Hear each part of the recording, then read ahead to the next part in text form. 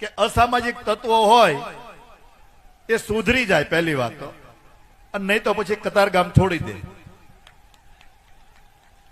અને તમારી ખાતરી માટે કે આ 8 વર્ષમાં કોઈ ગેંગ રહેવા દીધી નથી, અને હજી કોઈ હોય ને તો બતાવજો મને, નકર અલગ અલગ નામથી ઘણી ગેંગો હતી અને એના છત્રછાયામાં અસામાજિક તત્વો બેન દીકરીઓ માટે છેડતી કરતા હતા.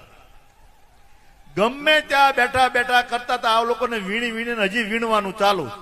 કોઈ પણ એ સ્કૂલ હોય ક્યાંયથી જો અમને સમાચાર મળે, મારી સુધી વાત પહોંચી જાય, તો હું એમ કહું કોઈ પણ સમાજની દીકરી હોય એની સુરક્ષાની જવાબદારી મારી એકલાની છે. જાઓ. અને એ ગેરંટી કે સામે ગમે એવો સમાજ હોય, ગમે એવો મુશાળો હોય, એને 24 કલાકમાં ઝેર કરવાની જવાબદારી આપણી, મારી. બીજી વાર તમને એમ થાય કે આને આપણે ન પહોંચી શકવી, આ તો આ ફલાણા સમાજના, આને પોલીસ હારે બહુ ઓળખાણ, અથવા તો આને ધારાસભ્ય હારે ઓળખાણ, કોઈને છોડીશ નહીં.